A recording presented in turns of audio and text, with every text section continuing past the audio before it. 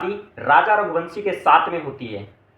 और साथियों, शादी के कुछ ही दिन बाद 23 मई 2025 को राजा रघुवंशी की हत्या कर दी जाती है।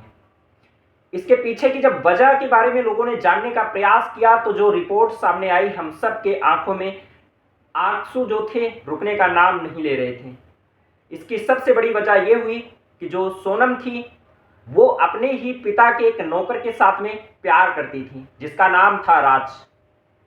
और वो राज के प्रेम में इतना दीवानी हो चुकी थी और जो उस सोनम के पिता थे उसने जानबूझ करके, उसको सारी चीजें क्लियर थी पहले से, फिर भी राजा रघुवंशी के साथ में शादी की। इसकी एक बड़ी वजह थी क्योंकि सोनम के पिता ने यह सोचा कि अगर यदि मैं शादी करता हूं और मैं अपने ही नौकर के साथ में शादी करता हूं तो पब्लिक में मेरी जो रेपुटेशन है वो कहीं ना कहीं डाउन हो जाएगी।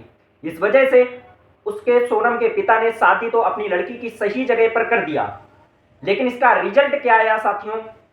किसी मासूम की जान चली गई, किसी मां का बेटा चला गया, किसी बहन का भाई चला गया, लोगों की उम्मीदें चली गई। और जिस तरीके से अभी मामले सामने आने लग रहे हैं साथियों, इससे एक बात जाहिर है कि आज पुरुष समाज खतरे पर आ चुका है।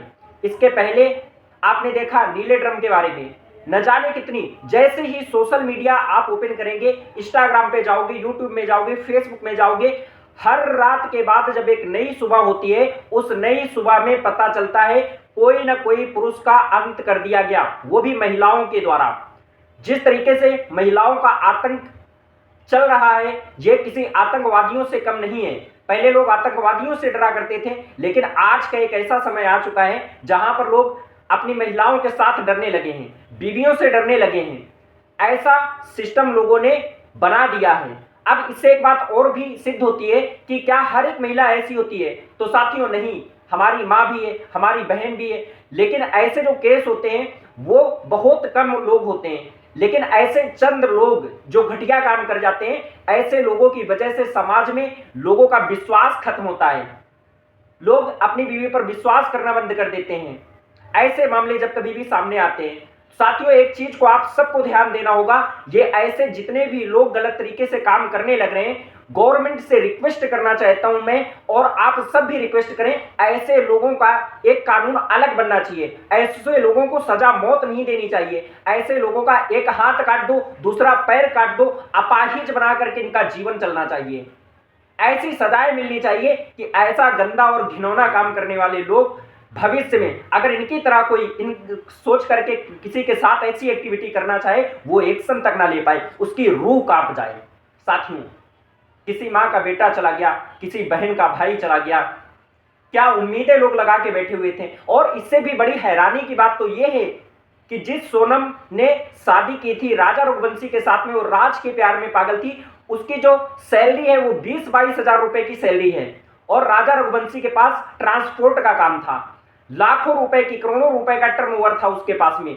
लेकिन एक ऐसे इंसान को धोखा दे देना और किसी की जान ले लेना। साथियों मैं एक बात बोलना चाहता हूं, अगर यदि आपको राजा रघुवंशी पसंद नहीं था, आप उसे मौत के घाट न उतार करके आप उसे तलाक दे सकते थे, आप उससे छुटकारा ले सकते थे, लेकिन किसी की जान लेना आपको किसने राइट दिया? किसने आपको जान लेने का किसी का अधिकार दिया? तो इससे साथियों एक बात सिद्ध होती है कि जब ऐसी एक्टिविटी कुछ होने लगती हैं, लोगों के माइंड में आने लगता है क्या महिलाएं ऐसी होती हैं? नहीं, महिलाएं भी अच्छी होती हैं, पुरुष भी नालायक होते हैं, महिलाएं भी नालायक होती हैं।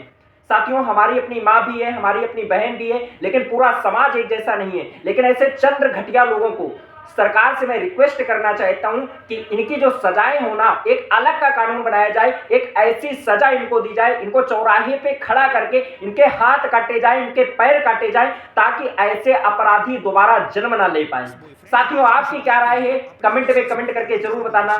गुस्सा बहुत है लेकिन बोलना नहीं चाहता हूं।